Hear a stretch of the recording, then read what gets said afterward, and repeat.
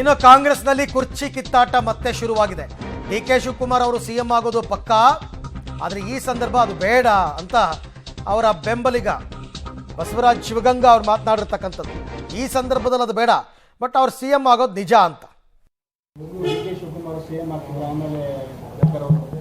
ಅವಕಾಶ ಇದೆ, D K Shivakumar C M ಆಗೋ ಸಂದರ್ಭ ಬರ್ತದೆ, ಅವಕಾಶ ಇದೆ, ಆಗ್ತೀವಿ. ಆಗ ಸಂದರ್ಭ ಬಂದಾಗ ಇದು ಯಾವುದೋ ಒಬ್ಬರಿಗೆ ನೋವು ಕೊಟ್ಟ ಆಗಂತ ಸಂದರ್ಭ ನಮಗೆ ಅವಶ್ಯಕತೆ ಇಲ್ಲ.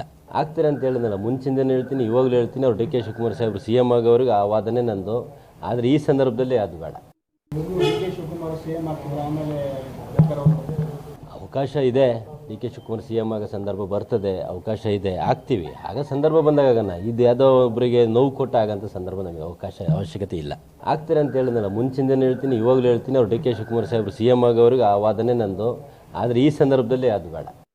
ಗಂಗಾ ಬಸವರಾಜ್ ಅವರು ಈಗ D K Shivakumar C M ಆಗ್ತಾರೆ ಅಂತ ಹೇಳಿಲ್ಲ, ಕರೆಕ್ಟಾಗಿ ಹೇಳಿದ್ದಾರೆ ಅವರು.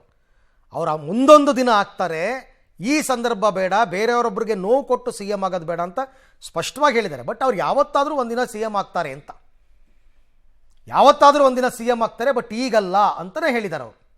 ಸೊ ಹಾಗಾಗಿ ಡಿ ಕೆ ಶಿವಕುಮಾರ್ ಅವರು ಸಿ ಎಂ ಆಗೋದು ಖಚಿತ, ಮುಂದೊಂದು ದಿನ ಅಂತಕ್ಕಂಥದ್ದು ಅವರ ಆಪ್ತ ಬೆಂಬಲಿಗ ಶಿವಗಂಗಾ ಬಸವರಾಜ್ ಮಾತು.